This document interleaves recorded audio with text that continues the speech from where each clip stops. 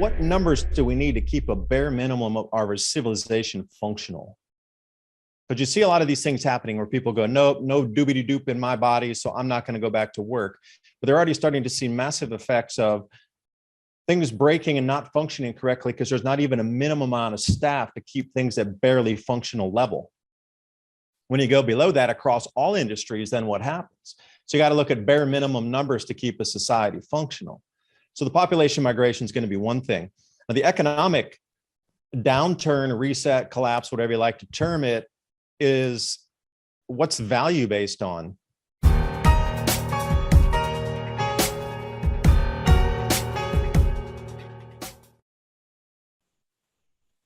And boom, we're back for another episode of Alfacast. I'm Mike Winter, and I'm here as always with Dr. Barre Lando, coming to you live and correct from the beautiful state of Jefferson on the Smith River here on the border of California and Oregon. We are so pumped for the fall, even though it's been a little chilly, which should be fitting for today's guest, David DuByne from Adapt 2030. This is going to be a great one. David's returning. It's been about, 2 years since we've had David on. He was one of our first big guests on Alfacast, and he was so cordial enough to come on when we were just a little YouTube channel with 800, if that, subscribers, and really helped us out a lot back then. And we're just really excited to catch up with David and see what he's been up to. And on a more metaphysical side of things too, if we consider that Gaia or Sophia is a living consciousness entity, and we're going through a consciousness expansion right now, that could crystallize in the expansion of the physical form too, of course. So there's and you're talking about these heavenly bodies, these planets, David, too. I think of Rudolf Steiner and his notion of these planets emanating from Earth or from consciousness. And this gets a little trippier, but these are living, breathing entities themselves that are directly electrical, right? And are all communicating each other through the ether or through the electromagnetic, whatever we want to call it, right? This invisible force that you talk about, the Birkeland, whatever we want to talk about. And so we are in a live, connected reality. And I think with the materialistic reductionist science that we're forced under, they refuse to look at that. And so, this is really important, I think, for climate and understanding how the climate works, because I personally believe we can affect the climate with our own consciousness. And that's why we've done shows about orgone technology and Wilhelm Reich. And I think it's important because it can help us look at solutions for helping us with our farm here, with impending potential, June and July frost, for all we know, with this grand solar minimum, what the sun's doing, and understanding really what the sun is and what the plasma is and how all this affects directly with our consciousness. So for me, it's really exciting because I believe we are finally getting into the enriched science that we really need to be diving into, and through both observation and understanding the spiritual side of it more.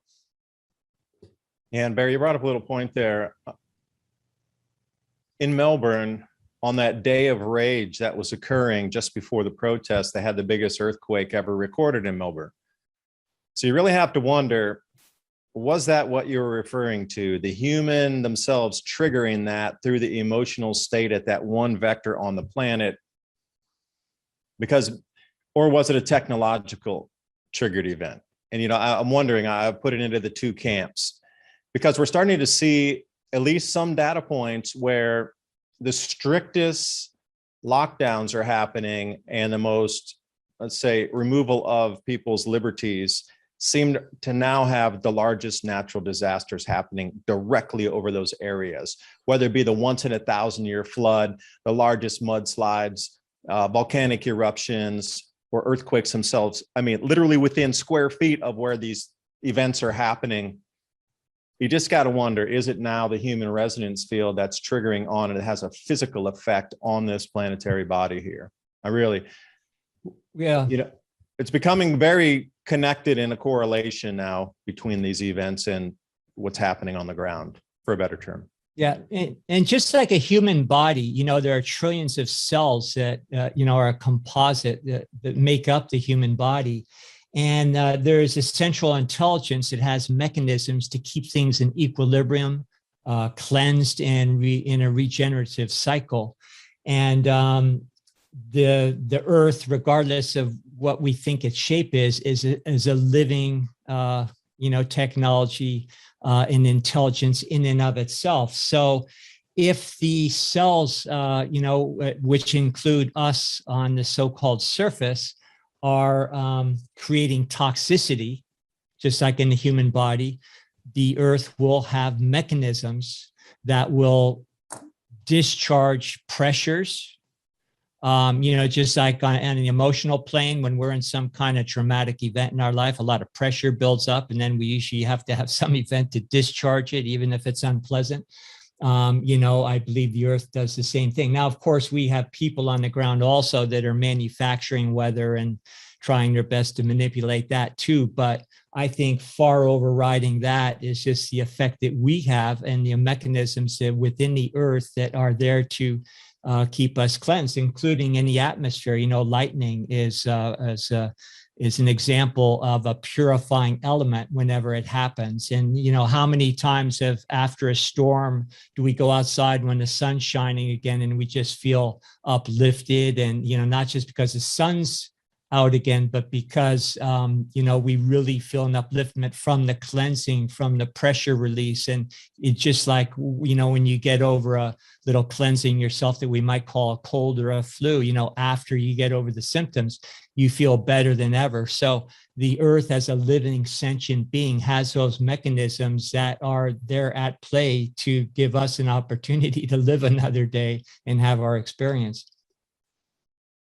I like the after rain air. I'll agree with you. That's one of the best feelings, is going out after an intense thunderstorm and front rolls through. If it's rained for a couple of days and going out and breathing that refreshed atmosphere, and just every cell just comes back to life again. You can smell it. You can taste the freshness. It's something I would highly recommend everybody chase the rain, Yeah. Ozone therapy, baby. That's why surfers are so happy. They're sitting out in the negative islands the whole day as the waves are crashing. They're sitting out right in the zone of that. Yeah. That's why surfers traditionally are just so chill, right? And just at peace, man. It's like, that's why we talk like this, bro, because it's just, we're out there. Totally, man. So David, let's get into where you're thinking the weather's coming in terms of, do you see this a minimum coming? Are we in it already? What are your kind of feelings now since we last talked? Like I was mentioning on our email, we're hitting in the low 30s already here in the lower Pacific Northwest in early October, with frost coming in already. What are you seeing right now from your side of things? What you're seeing now, again, it's my personal opinion. It's a lot of people I talk to, and I try to arrive at my own ideas after I synthesize the information. It's going to continue to amplify as pressure systems get locked in over areas for a longer period of time. You got to think about over the last, let's say, I'll even say 200 years since the Dalton minimum, which was a very light grand solar minimum. But if we go back to the Maunder minimum, which was considered a heavy event, dropping Earth's average temperature 1.78 degrees, that's on an average. You got to think that's a drastic shift. That's near 4 degrees Fahrenheit, just as the average. So can you imagine the winters coming in cooler and the periphery seasons being that much cooler? You would take weeks, if not months, off your growth season. So keeping that in mind as just a reference point in time, let's say 1650, well, Earth's pretty much locked in and reestablished an equilibrium with the magnetic field of the sun. So our Earth's magnetic field and the sun's magnetic field, albeit outside the 11-year solar cycle, which dictates what happens in the Pacific Ocean. You get El Nino, La Nina. That had been locked in for about 400 years. So the cloud cells stabilized themselves. The jet streams had locked into their positions. Now you're starting to see these jet streams going out of their normal position, what they call these Arctic vortexes or whatever you like it. Now there's a new term. Like I said last time we talked, look for this new term, the equatorial vortex, because they had to explain the heat that's bending completely off the equator because the jet streams are going in such disarray. So if the sun's stepping down now into a 400-year event or even more on the intensity, The cloud cells are going to try to readjust themselves, and they're going to fight for space in the atmosphere, right along with the jet streams all colliding. And then the cosmic rays are adding new cloud layer up there around 18,000 feet. So the precipitation events that we're seeing are going to continue to amplify as cloud cells continue to crash in on each other, mixed in with another whole layer on top of the jet streams trying to fight to find new positions, and they're getting squeezed out. That's why we're getting these intense lows going clear down into central Mexico, even down past Cuba. So the rain events shall continue in intensity, and the droughts where they are now, they're going to lock in for a little bit longer period of time. You know, before it would be a drought for a year, and then it would alleviate, and then you do this back and forth. But the way it's looking now, things are going to start locking in place for years on end, and then they'll go a swing between multi-year. So if we're looking at dry conditions right now in some places, that continue. The cooler temperatures on the periphery season in the more northerly latitudes is going to amplify. You'll see that. And the southern hemisphere seems to be leading the northern hemisphere this grand solar minimum in terms of, if you look down there during the winter time, you can get a glimpse of what the northern hemisphere winter and spring will be like. Now, in terms of magnetism, the volcanism itself is one thing. Yeah, there'll be more earthquakes and landslips talking about this thing, but an outlier not a lot of people are really glimpsing and adding into their risk assessment is a volcanic ash. Now, volcanic ash in a regional area, yeah, you might have to leave your home. You couldn't drive your car.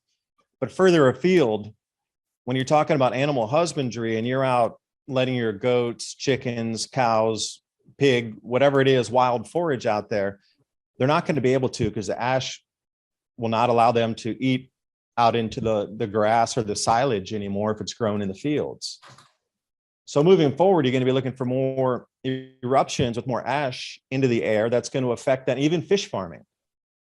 The gills are going to get stopped up in these fish, like we saw in a couple of real large eruptions down in Peru and Ecuador over the last 4 or 5 years. So coming into this, self-sufficiency and sustainability is one thing to think about. I've eaten vegetables in Costa Rica that had ash on them, and it's just gritty on the teeth. And you go back through a myriad of historical studies, and one of the outliers they do to see how much volcanic activity there was is they look at the teeth decomposition and see how many scratches there were in the teeth of the people that they found in the graves, or when they're going back through the last 8,000 years, finding skeletons, et cetera.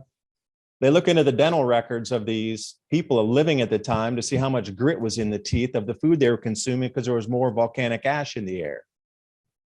So now we're thinking about this feedback loop of more volcanic activity, and how will that affect you and I trying to have our own lives off the main system with our own animals out here. But what happens if they're not able to eat because the volcanic ash is in their food supply, and yours too? And you can bring that out into the whole mechanized system of global agriculture, agribusiness. What about the silage for the cattle? What about the silage and it'll run through the entire food ecosystem with this ash problem. And not a lot of people are talking about protecting their food. Are you going to put everything in a greenhouse? I mean, you know how difficult that is. Vertical agriculture. How are you going to grow everything if you lose power and you don't have heat in the middle of winter to heat your greenhouse? There's just an enormous amount of things to think about with just this one variable, ash in the atmosphere, that's going to make food unconsumable for animal or people. And I'll stop there. And historically, I think we've seen some quote unquote pandemics, global pandemics related to the ash and related to volcanic activity. So in terms of historical records and stuff. So that's a fascinating thing. Where in your mind do you think some of this activity would be? Do you have any actual geographic pinpoint in terms of where you think we might see some of this? Cascadia, for sure. All the way down to California, 2024 or earlier. These are known hotspots that go off every grand solar minimum on the 400-year cycle. So there's a lot of charts, and the best thing to do, if anybody's saying, well, how do you find all this information? Man, what do you do? Well, yeah, I do a lot of research, and I make a lot of phone calls, and I listen to other information too. But if you go to a PDF search engine, because if you go to the net today and you're in your, even Brave or DuckDuckGo, when you go in there and you try to search for some information on the regular internet, you're just inundated with overflow of garbage and things with a little bit of snippet of fact. You want to go to a PDF search engine, and then put your key terms in there, because all that does is bring you PDFs from, resources and universities, et cetera. And they're all usually peer reviewed, most of them. There's a few independents that are plugged in there, but almost all of that. And once you start finding your first key term and you open up a document and you get some keywords there, then you can plug those in to get better results. And eventually you can really wire down some very specifics of precipitation and stalactite cores from this area and these specific years. And then you can just go place by place across the planet and look for specifics: precipitation, drought, population migration, societal collapse, ruins, and different leftover bits of civilization that have disappeared that are rediscovered in archaeological digs, and you can quantify that. But then at the same time, you can definitely take a look at the ash cores that when they're drilling in lake core drilling sediments, or if you get somewhere further north or there's somewhere there's ice, they can really get some good indication of how much ash was around in different latitudes based on the ice cores. And you start to map it out where these volcanoes have gone off time and time and time again, and you put them into a timeline, and then you see, oh, every 400 years, this seems to go off at the same time that the sun steps down. Yeah, this seems to connect with a lot of reset theories too, that go to the Tartarian stuff and the mud flood and all this. And it really, I think, points a lot to the sun activity. And I think people need to look more to that, because maybe we're missing something there. But in terms of the greenhouse idea too, in terms of heating and stuff, I mean, the geothermal regulated kind of sunken greenhouse idea is a pretty good one, because you're using just the natural heat of the earth with long pipes, and something that I know Barre and I have talked about putting at the AlfaVedic gardens and at my house as well. So there are some really inventive, old school, just very simple ways to go about getting your food more secure that doesn't rely on burning fossil fuels or solar panels and stuff like that, using mirrors, being in a place where you're getting enough sun. Now, of course, if you have ash and a layer over that's blocking the sun, I mean, that's getting tough. You're going to have to start growing stuff that doesn't need as much sun. So this is when I get spiritual, David. It's like, and this is why I like the Oregon Wilhelm Reich stuff, because it's like, maybe we can counter this, and this gets into like what really is the sun and how our spiritual powers interplay with the electrical systems, so that we can create a better form of protection that's beyond just mainstream kind of materialistic science. I don't know. It gets trippy, but kind of when you're looking at global volcanic ash covering the world, it starts to go there. It's like, what else can we look towards, in terms of solutions? Well, it'll be regional first. It won't be the full globe, and you gave me that picture of like a complete ash layer where sun's so dim, you can barely see through it. But with the Reich devices, with the copper piping sticking up, I'm wondering if you could aim that up and like clear a part of the sky out there. Mm. Yeah, the earth pipes and stuff. I mean, we've been pounding those in the ground here and at the farm and stuff, and I'm already seeing effects of that. We saw some really cool angelic swirls of that were coming over that got pushed out. So it's fascinating, and I think we need to start pushing, as Barre talks about all the time, pushing the boundaries of taking alchemy and taking Reichian and Tesla type technologies and exploring them more, because I think we can go places that could help be massive for solutions for the climate. Yeah, there's no political solution as far as I'm concerned. There's no present technological solution. We do have the ability to bring technology to the level where it will give us a solution for everything we're talking about. But what I wanted to ask you, David, since you mentioned the three things, that kind of coincide with these events, these natural cyclic events, what did you say? Migration, population reduction, civil unrest, I think. It seems like the powers that be are really trying to prevent some of that from happening and keeping people within danger zones there. So how do you see that one playing out? I term it as the fingerprints of the grand solar minimum. The population migration, where obviously people are going to move if there's no economy and cooler weather, and predominantly in history, people grew their own food or regionally, and that's all there was. If you couldn't grow, you packed up the wagon or ox cart and you moved to a different location. So in Finland and Nordic countries, after the Maunder minimum, people had emptied that area out. And it used to be a thriving culture. Boats could come in, but there was so much sea ice pack up there, they couldn't ever resupply themselves. So the Nordic countries had emptied out in, say, 1650, 1660. Populations had left, and they were like 10% population of the original. So and people started to re-arrive back in 1720 when the ships could come back in. And those towns had emptied out 90% or so. There was a bare minimum population.